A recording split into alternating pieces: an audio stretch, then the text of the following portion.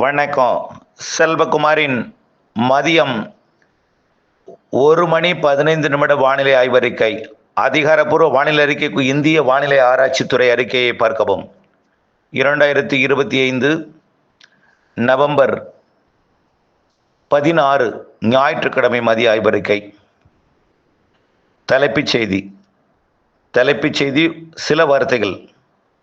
மழை பொழிவு நிறைய இருக்கும். மழை பொழிவு பற்றாக்குறை பிரச்சனை வரவே வராது. எல்லா மாவட்டங்களுக்கும் இது பொருந்தும். மழை பொழிவு மிகுதியின் காரணமாகத்தான் பிரச்சனை வரும். இந்த பிரச்சனை இன்றைக்கல்ல, வரக்கூடிய 23ஆம் தேதிக்கு மேல் மாத இறுதிக்குள்.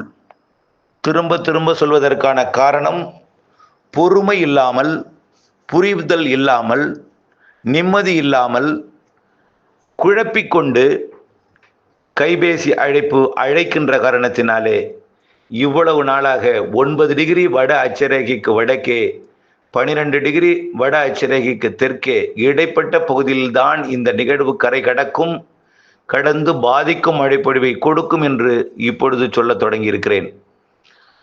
ஆக இந்த மழைப்பொழிவு கடலோர மாவட்டங்களுக்கு பொழியும் அதே வேளையில் உள் மாவட்டங்களுக்கும் அனைத்து மாவட்டங்களுக்கும் மழைப்பொழிவு, விவசாயத்துக்கு ஏற்ற மழைப்பொழிவு, ஏரி குளங்களை நிரப்பும் மழைப்பொழிவு கிடைக்கும். இது மட்டுமல்லாமல் இதில் முழுமையாக நிரம்பாவிட்டாலும் அடுத்த நிகழ்வு இருக்கிறது, அதற்கு அடுத்த நிகழ்வு இருக்கிறது. டிசம்பர் முதல் வாரத்தில் 1ஆம் தேதியிலிருந்து 8ஆம் தேதிக்குள் நிகழ்வு இருக்கிறது என்று திரும்ப சொல்கிறேன். இந்த மாத இறுதி வரை நிறைய மழை இருக்கிறது. டிசம்பர் ஜனவரியிலும் நிகழ்வு இருக்கிறது என்று சொல்லிக்கொண்டே இருக்கிறேன். கொடுக்கப்பட்டுள்ள கணிப்பின் கற்பனை படத்தை பார்த்து புரிந்து கொண்டு பொறுமையாக இருக்க அன்போடு கேட்டுக்கொள்கிறேன். வானிலை அமைப்புக்குள் செல்வோம். இலங்கைக்கு தென்கிழக்கு பகுதியில் நீடித்து கொண்டிருக்கக்கூடிய காற்றழுத்த தாழ்வு பகுதி தொடர்ந்து அதே இடத்துல நீடித்து கொண்டிருக்கிறது. இது நேற்றைக்கு 5.8 கிலோமீட்டர் உயரம் வரை உயர்ந்திருந்தது. இப்பொழுது 9 கிலோமீட்டர் வரை உயர்ந்திருக்கிறது. 7.8 கிலோமீட்டர் வரைக்கும் உயர்ந்திருக்கிறது. 8 கிலோமீட்டர் வரைக்கும் உயர்ந்திருக்கிறது. ஆக இதிலிருந்து பார்க்கும்பொழுது என்ன தெரிகிறது என்றால், நகர்தல்ல வேகம் குறைவாக இருக்கும். மிக விரைவாக நகர்ந்து சென்று விடாது. மெல்ல நின்று நீடித்து மழைப்பொழிவை கொடுத்து விலகும் என்பதுதான் இந்த அமைப்போட ஒரு அறிவியல் பூர்வமான உண்மை. ஏற்கனவே குமரி கடல்ல திருச்செந்தூருக்கு கூட அன்றைக்கு 8 சென்டிமீட்டர் மழைப்பொழிவை கொடுத்து விட்டு ராமேஸ்வரத்துக்கெல்லாம் மழைப்பொழிவை கொடுத்து விலகி சென்ற காற்று சுழற்சி கேரள கடலோரத்தில் நீடித்து கொண்டிருக்கிறது, தென்கிழக்கு அரபிக்கடல்ல. ஆக 2 நிகழ்வு. ஒன்று கேரள கடலோரம் ஒரு காற்று சுழற்சி, மேலும் ஒன்று இலங்கைக்கு தென்கிழக்கே இலங்கையை ஒட்டிய பகுதியில் காற்றழுத்த தாழ்வு பகுதி. மேலும் ஒரு நிகழ்வு சுமத்ரா தீவு அருகே அந்தமான் பகுதியை நோக்கியும் அப்படியே அது இலங்கையை நோக்கியும் நகரத் தொடங்கியிருக்கு. மேலும் ஒரு நிகழ்வு டிசம்பர் மாதம் 1ஆம் தேதி வரக்கூடிய நிகழ்வு தற்பொழுது தென் சீன கடல்ல நீடித்து கொண்டிருக்கிறது. இவையெல்லாம் ஒன்றன் பின் ஒன்றாக டிசம்பர் 8 வரை இருக்கிறது என்று பல்வேறு ஆடியோக்களிலையும் பல்வேறு முறையாகவும் பல்வேறு வழியிலையும் தெரிவித்து கொண்டே வருகிறேன். இன்றைக்கு மழைப்பொழிவு அதிகாலை 3 மணிக்கு மயிலாடுதுறை மாவட்டம், நாகப்பட்டினம் மாவட்டம் மற்றும் காரைக்கால் பகுதியில் தொடங்கிய மழை. மயிலாடுதுறை மாவட்டத்தில் காலை சற்று தீவிரம் குறைந்திருந்தாலும் அதன் வடக்கே புதுச்சேரி, கடலூர் பகுதிகளில் நல்ல மழை பொழிந்து வந்தது. இப்பொழுது நாகப்பட்டினம் மாவட்டத்தில் தீவிரமடைந்திருக்கிறது. நாகப்பட்டினம் மாவட்டம் தெற்கு பகுதி, அதாவது வேதாரண்யம் பகுதி, தலைஞாயிறு பகுதியில் மழைப்பொழிவு தீவிரமடைந்து திருவாரூர் மாவட்ட பகுதியை நோக்கியும் முன்னேறி வந்து கொண்டிருக்கிறது. இனிமேல் டெல்டா மாவட்டங்களுக்கு மழைப்பொழிவு தீவிரமடையும் இன்றைக்கு மாலையிலிருந்து. இந்த மழைப்பொழிவு இன்றைக்கு தென் மாவட்டங்களுக்கும் தொடங்கும். இன்றைக்கு மாலை ராமநாதபுரம், அதாவது டெல்டா மாவட்டங்களில் பரவலான மழைப்பொழிவு இன்றைக்கு மாலை இரவில் தொடங்கிவிடும். அதற்கு பிறகு அதே நேரத்தில் புதுக்கோட்டை கடலோரம், ராமநாதபுரம் கடலோரம், தூத்துக்குடி கடலோரத்திற்கு தொடங்கும். அதே வேளையில் மயிலாடுதுறைக்கு வடக்கே உள்ள புதுச்சேரி, கடலூர், விழுப்புரம் மற்றும் கடலோர திருவள்ளூர், சென்னை மற்றும் செங்கல்பட்டு மாவட்ட கடலோர பகுதிகளுக்கும் இன்றைக்கு மழைப்பொழிவு தொடக்கிறோம். இன்றைக்கு மாலையில், இன்றைக்கு நள்ளிரவிலே மேற்கு தொடர்ச்சி மலை மாவட்டங்களுக்கும் மழைப்பொழிவு தொடங்குவதற்கு வாய்ப்பு இருக்கிறது. நாளை அதிகாலை, அதாவது இன்றைக்கு நள்ளிரவு அல்லது முன்னிரவிலேயே மேற்கு தொடர்ச்சி மலை மாவட்டம்னா தென் மாவட்ட மேற்கு தொடர்ச்சி மலைப்பகுதி, அதாவது வால்பாறைக்கும் கன்னியாகுமரிக்கும் இடைப்பட்ட பகுதியில் இன்றைக்கு மாலை இரவுல மழைப்பொழிவு தீவிரமடையும். நம்ம ஏற்கனவே அதை தான் சொன்னோம். சென்னைக்கு தொடங்குகிற அதே வேளையில் அதற்கு முன்பாகவே மதுரைக்கு தெற்கே, திண்டுக்கலுக்கு தெற்கே, புதுக்கோட்டை, சிவகங்கை மற்றும் விருதுநகர், தூத்துக்குடி, திருநெல்வேலி, கன்னியாகுமரி, தென்காசி, ராமநாதபுரம் உள்ளிட்ட மாவட்டங்களில் இன்றைக்கு மாலை இரவு மழைப்பொழிவு தொடங்கும்னு சொன்னோம். அதற்கு பிறகு என்ன ஆகும்னா, இன்றைக்கு நள்ளிரவுக்கு பிறகு நாளை அதிகாலை ஒட்டுமொத்த கடலோரமும் மழைப்பொழிவு தீவிரமடையும். நாளை அதிகாலை டெல்டா மாவட்டங்கள் மட்டுமல்லாமல் சென்னை, திருவள்ளூர், செங்கல்பட்டு, விழுப்புரம், புதுச்சேரி, கடலூர், மயிலாடுதுறை, நாகப்பட்டினம், திருவாரூர், தஞ்சாவூர், காரைக்கால் மற்றும் புதுக்கோட்டை, ராமநாதபுரம் மற்றும் தூத்துக்குடி, திருநெல்வேலி, கன்னியாகுமரி மாவட்டத்திற்கும் நாளை அதிகாலையில் தீவிரமடையும். நாளைய மழை நாளை காலை மதியத்திற்குள்ளவே அனைத்து மாவட்டங்களுக்குமே தொடங்கிடும். நாளை மாலை அனைத்து மாவட்டங்களுக்கும் நல்ல மழைப்பொழிவை கொடுத்து கொண்டிருக்கக்கூடிய அதே வேளையில் வடகடலோரம் மற்றும் தெற்கு ஆந்திராவை, அதாவது திருப்பதி அதனை ஒட்டியுள்ள தெற்கு ஆந்திர பகுதிக்கும் வடகடலோரத்திற்கும் பலத்த மழைப்பொழிவை கொடுக்க தொடங்கும். இந்த நிலையில இந்த நிகழ்வு மேற்கு நோக்கி நகரும். மிக மெல்ல மேற்கு நோக்கி நகரும் பொழுது வரக்கூடிய 18ஆம் தேதி செவ்வாய்க்கிழமை அனைத்து மாவட்டங்களுக்கும் நல்ல மழைப்பொழிவை கொடுக்கும். மேற்கு மாவட்டங்கள், மேற்கு தொடர்ச்சி மலை மாவட்டங்கள், கோயம்புத்தூர், திருப்பூர், திண்டுக்கல், ஈரோடு, கரூர் மற்றும் ஒட்டுமொத்த மேற்கு மாவட்டங்கள் எல்லா பகுதிக்கும், திண்டுக்கல், திருப்பூர், கோயம்புத்தூர் உட்பட, கரூர், ஈரோடு, நாமக்கல் உட்பட மழை பிரச்சனைக்குரிய பகுதிகளுக்கு எல்லாமே வரக்கூடிய 17, 18 நல்ல மழைப்பொழிவை கொடுக்கும். 17 விட 18 கூடுதல் மழைப்பொழிவு தெரிகிறது 18ஆம் தேதி செவ்வாய்க்கிழமை. அந்த மழைப்பொழிவு ஒரு இடத்துல 10-15 சென்டிமீட்டர்னு பொழியும், சில இடங்களில் 20 கூட பெய்யும். மிக கனமழை பொழிவும் இருக்கிறது. ஆனால் பரவலாக ஒரே மாதிரியான மழைப்பொழிவு எல்லா இடங்களுக்கும் பரவலாக இருக்காது. ஒரு இடத்துல 10, 15, ஒரு இடத்துல 8, 4, 3 என்று எல்லா அளவுலையும் வேறுபட்டு அருகருகே ஏற்ற இறக்கத்துடன் மழை இருக்கும்.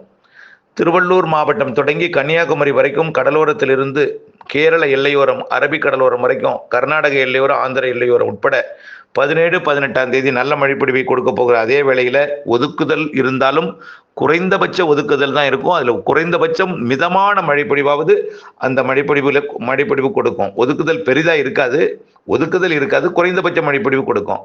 19ஆம் தேதியும் இந்த மழைப்பொழிவு தொடரும். ஆனால் 19ஆம் தேதி தீவிரம் சற்று குறைந்திருக்கும். 19ஆம் தேதியும் மழை இருக்கும், 20ஆம் தேதியும் இருக்கும். ஆனால் மழைப்பொழிவு ஓடும் மேகம், அதாவது அரபிக்கடல் சென்றக்கூடிய நிகழ்வை நோக்கி கிழக்கு காற்று பயணித்து ஓடும் மேகம் மழைப்பொழிவை கொடுத்து கொண்டிருக்கும். ஆக இதுவரை மழை இல்லாத, மழை பிரச்சனை பொழியுமா என்று எழுதி பார்த்து கொண்டிருக்கூடிய மாவட்டங்களுக்கு 17, 18 பொழியும். அதுவரை பொறுமை காக்கணும். இன்றைக்கு தேதி 16, மதியம் தான் நடந்துகிட்டு இருக்கு. நாளை 17ஆம் தேதி 17, 18 17 பொழுது விடிந்ததும் பொழிந்திராது. 17ஆம் தேதி மதியம் மாலை தான் பொழியும். 18ஆம் தேதி தான் பெரும்பாலும் பொழியும். ஆனால் இந்த 17, 18 மழையே உங்கள் ஏரி குளத்தை நிரப்பும் என்று நீங்கள் எதிர்பார்க்க வேண்டாம். ஆனால் நல்ல மழைப்பொழிவு பொழியும் அப்படி நினைச்சுக்கணும். ஆனால் கொஞ்சம் ஆங்காங்கே பெய்யும் ஒரு மழை, கொஞ்சம் தண்ணீர் வரத்தை, வயல்களில் நீர் தேங்கும் மழைப்பொழிவெல்லாம் இருக்கும். 21ஆம் தேதி அடுத்த நிகழ்வு தமிழ்நாட்டின் கரையை தொடும். 21ஆம் தேதி அனைத்து கடலோர மாவட்டங்களுக்கும் அடுத்த மழைப்பொழிவு தொட்டு தீவிரமடையும். அந்த மழைப்பொழிவு இப்படி வேதாரண்யம், காரைக்கால், மயிலாடுதுறை என்று கடலோரத்தில் ஒரு குறிப்பிட்ட குறைந்த பகுதியில் மட்டும் தொடங்காது. 21ஆம் தேதி தொடங்கும் மழை, அதாவது 20ஆம் தேதி நள்ளிரவு, 21ஆம் தேதி அதிகாலை தொடங்கும் மழை ஆந்திர எல்லையோரம் நெல்லூர் தொடங்கி டெல்டா மாவட்டங்கள் மற்றும் அதற்கு தெற்கே தமிழ்நாட்டின் தென் மாவட்டங்கள் வரைக்கும் மழைப்பொழிவை தொடக்கும். 21ஆம் தேதி 21ஆம் தேதி மழைப்பொழிவை காட்டிலும் 22ஆம் தேதி இன்னும் கொஞ்சம் மழைப்பொழிவு பரப்பில் கூடும். படிப்படியாக மழை அளவு பரப்பிலும் அளவிலும் கூடிக்கொண்டே அந்த நிகழ்வு இலங்கையை நெருங்கும். அந்தமான் தாண்டி இலங்கையை நோக்கி பயணத்தை மேற்கொள்ளும் பொழுதே 21ஆம் தேதி மழைப்பொழிவை தொடக்கிவிடும். பிறகு அந்த நிகழ்வு நேரடியாக இலங்கையோட தெற்கு பகுதிக்கு வரும். வரக்கூடிய 21, 22 என்று படிப்படியாக 21ஆம் தேதியை விட 22ஆம் தேதி மழை அளவு கூடும். 22ஆம் தேதி அனைத்து மாவட்டங்களுக்கும் உண்டு, எல்லா மாவட்டங்களுக்கும் உண்டு.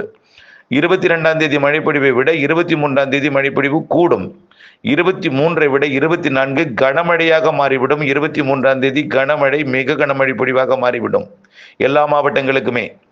24ஆம் தேதி மேலும் மழைப்பொழிவு அதிகரிக்கும். மிக கனமழை, அதிகனமழை என்று மாறிவிடும்.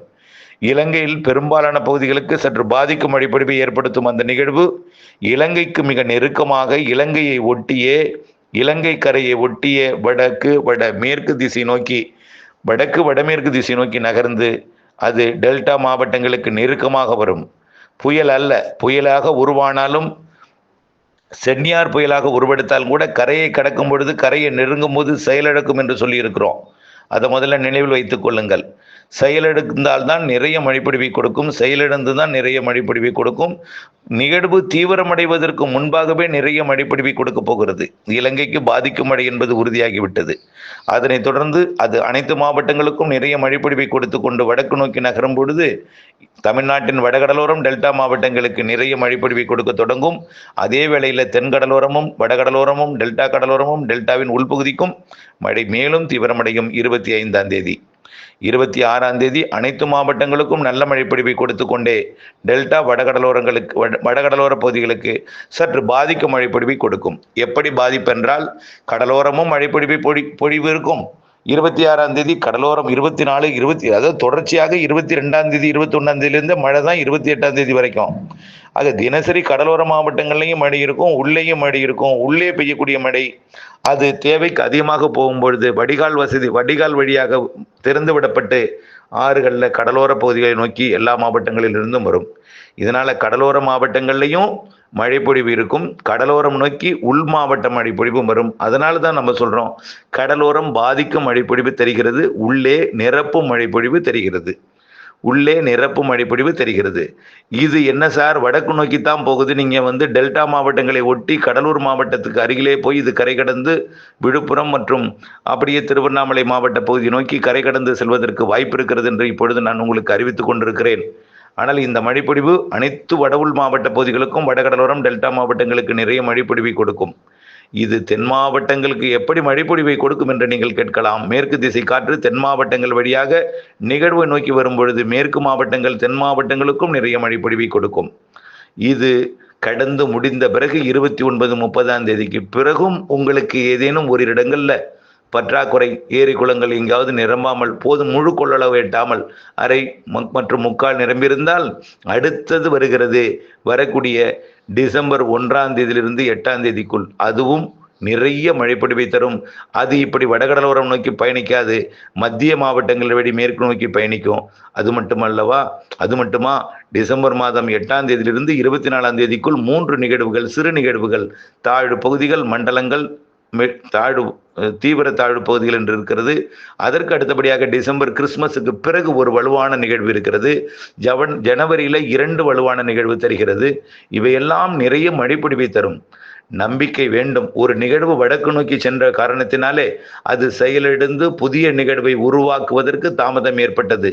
ஏற்கனவே அது செயலிழந்த நிகழ்வு இப்பொழுதுதான் அரபிக்கடலுக்கு, அதாவது மியான்மர் கரையோரத்தில் உருவாகி முட்டி மோதி செயலிழந்து குமரிக்கடல் வழியாக சென்ற பொழுதுதான் ராமநாதபுரம் மற்றும் திருச்செந்தூருக்கு நிறைய மழைப்பொழிவை கொடுத்து அரபிக்கடலுக்கு நகர்ந்தது. இனிமேல் தான் தீவிரமடையும் என்று சொன்னோம்.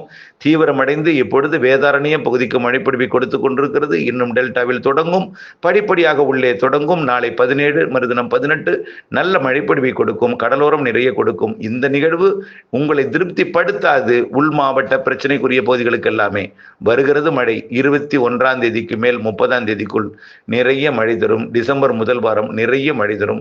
பொறுமை வேண்டும்.